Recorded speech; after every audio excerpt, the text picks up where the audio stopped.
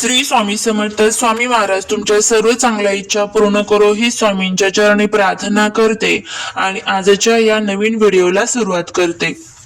आपल्या हिंदू संस्कृतीमध्ये प्रत्येक तिथी, प्रत्येक महिना आणि प्रत्येक सण उत्सवाला विशेष महत्व आहे आणि याच महत्वाच्या कॅलेंडरमध्ये असा एक महिना येतो जो दर 3 वर्षांनी एकदा आपल्याला भेटायला येतो. हा महिना म्हणजे अधिक मास किंवा आपण ज्याला प्रेमाने धोंड्याचा महिना म्हणतो. 2026 मध्ये हा अधिक मास कधी आहे, त्याला अधिक मास किंवा धोंड्याचा महिना का म्हणतात, या काळात कोणते शुभ कार्य करावे, कोणते टाळावे, मुलीने आईची ओटी का आणि कशी भरावी आणि जोडवी बदलताना कोणती चूक टाळावी, या सर्व प्रश्नांची सखोल माहिती आज या आजच्या व्हिडिओमध्ये आपण जाणून घेणार आहोत. त्यामुळे जर तुम्हाला हा व्हिडिओ आवडला तर चॅनलला सबस्क्राईब करून शेजारील बेल आयकॉनलाही प्रेस करा, म्हणजे माझ्या सर्व नवीन व्हिडिओचं नोटिफिकेशन तुम्हाला मिळेल आणि तुम्ही एक पण व्हिडिओ मिस करणार नाही. त्याचबरोबर कमेंट मध्ये ओम नमो भगवते वासुदेवाय नमः लिहायला अजिबात विसरू नका, जेणेकरून श्रीहरी विष्णूची तुमच्या कुटुंबावरती, मुलांवरती अगदी भरभरून अशी कृपा होईल. तर सर्वप्रथम आपण 2026 मध्ये अधिक महिना कधी आहे ते पाहूया. 2026 मध्ये अधिक मास हा 18 मे 2026 पासून 16 जून 2026 पर्यंत आहे. तर साधारणतः दर 3 वर्षांनी हा महिना येतो. हा महिना भगवान विष्णूंना समर्पित असल्याने याला पुरुषोत्तम मास असेही म्हणतात. हा पूर्ण महिना शुभ कार्यांसाठी उत्तम असतो, खास करून दान धर्म, पूजा आणि भगवंताचे नामस्मरण यासाठी. याला अधिक मास का म्हणतात, तर अधिक मास म्हणजे म्हणण्यामागे एक शुद्ध ज्योतिष आणि खगोल शास्त्राचे कारण आहे. आपले हिंदू कॅलेंडर चंद्र आणि सौर्य अशा 2 पद्धतीने चालते. चंद्रवर्ष हे 353 दिवसांचे असते, तर सौर वर्ष हे 365 दिवसांचे. या 2 वर्षांमध्ये सुमारे 11 दिवसांचा फरक पडतो. हा फरक भरून काढण्यासाठी प्रत्येक 3ऱ्या वर्षी एक महिना अधिक जोडला जातो, म्हणून याला अधिक मास म्हणतात. या महिन्याला स्वामी नव्हता, त्यामुळे त्याला मलिन किंवा धोंड्याचा महिना म्हटले जाईल. पण भगवान श्रीकृष्णांनी विष्णूंनी त्याला आपले नाव देऊन पुरुषोत्तम केले आणि महत्व वाढवले. महाराष्ट्रात या महिन्याला धोंड्याचा महिना असेही म्हणतात. धोंडा म्हणजे दगड. पूर्वी या महिन्यात कोणतेही शुभ कार्य केले जात नसे, त्यामुळे हा महिना धोंड्यासारखा किंवा निरुपयोगी मानला जाई. पण या महिन्यात जावयाला धोंडा दान देण्याची किंवा धोंडे खाऊ घालण्याची प्रथा आहे. या महिन्यात जावयाला 33 अनारसे किंवा 33 धोंडे दान दिले जातात. गोड मालपुवा दान दिला जातो. हे दान देण्याने जावयाला आरोग्य आणि ऐश्वर्य प्राप्त होते अशी मान्यता आहे. या महिन्यात दान करणे अत्यंत पुण्यकारक मानले जाते. वस्त्रदान, अन्नदान, चपलादान किंवा 33 वस्तूंचे दान करावे. पुरुषोत्तम मास मध्ये भगवान विष्णूंची पूजा, जप आणि ध्यान करावे. ओम नमो भगवते वासुदेवाय नमः या मंत्राचा जप करावा. श्रीमद भागवत, पुरुषोत्तम महात्मा, रामायण किंवा गीता या ग्रंथांचे वाचन करणे लाभदायक ठरते. शक्य असल्यास तीर्थक्षेत्रांना भेट देणे आणि पवित्र नद्यांमध्ये स्नान करणे शुभ मानले जाते. अधिक मासात विवाह करणे टाळावे. नवीन घर बांधणे, गृहप्रवेश, नवीन व्यवसाय सुरू करणे, नवीन दुकानांचे उद्घाटन करणे किंवा मोठे नवीन करार करणे टाळावे. या महिन्यात बाळाचे मुंडन करता येत नाही. या महिन्यात नित्यकर्म, वार्षिक श्राद्ध, गरोदर स्त्रियांचे डोहाळे जेवण किंवा नामकरण विधी केले जाऊ शकतात. हा व्हिडिओ सर्वात महत्वाचा आणि भावनिक भाग आहे, तो म्हणजे अधिक मासात ओटी भरण्याचं महत्व. अधिक मासात विवाहित मुलीने आपल्या आईची ओटी भरण्याची आणि तिला 33 पदार्थ देण्याची एक सुंदर प्रथा आहे.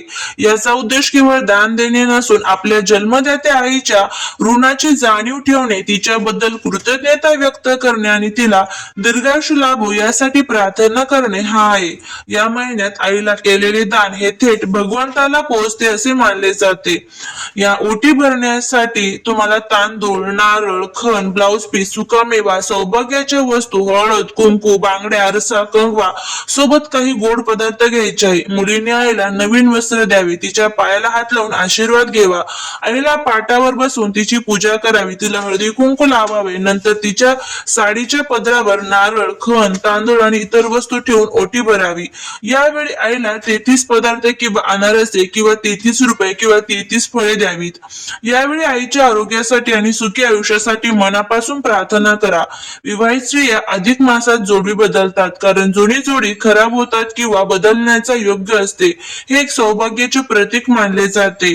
सोन्याची जोडवी, अनेक जण फॅशन म्हणून सोन्याची जोडवी घालतात, पण शास्त्रानुसार सोन्याची जोडवी पायात घालू नयेत कारण सोने हे लक्ष्मीचे रूप आहे आणि ते पायात घालणे अशुभ मानले जाईल. नेहमी चांदीची जोडवी वापरावीत.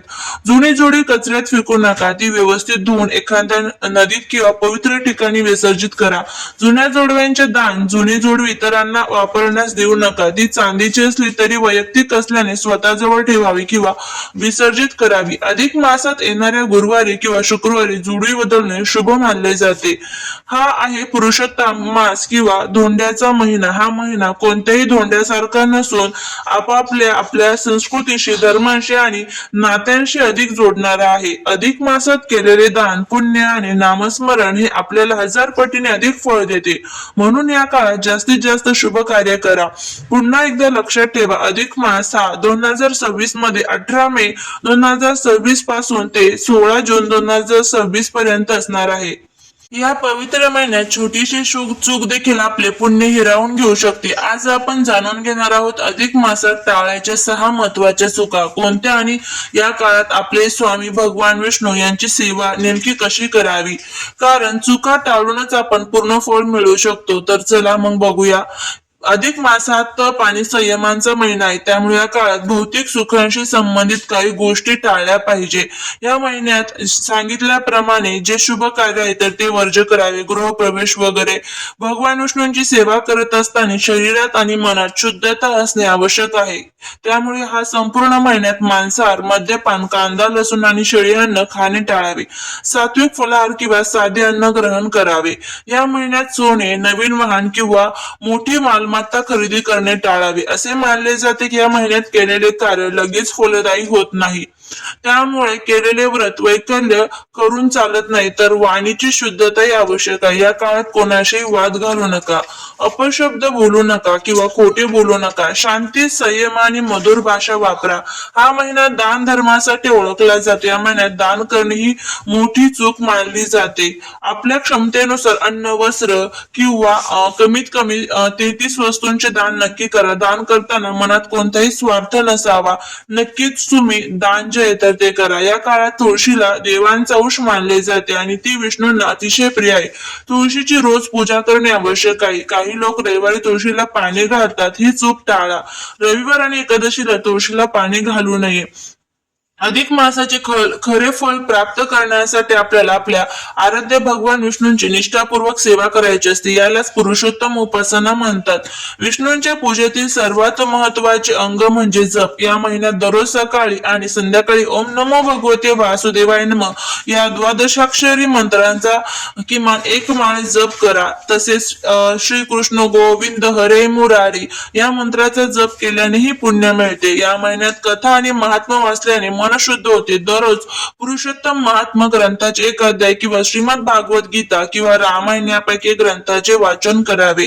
या महिन्यात दीपदान करणे अत्यंत शुभ मानले जाते. दररोज संध्याकाळी तुळशीजवळ किंवा मंदिरात तुपाचा दिवा लावावा. तसेच गरजूंना वस्त्र दान करणे, विशेषतः 33 वस्त्रे दान करणे विष्णूंना प्रसन्न करून घेते.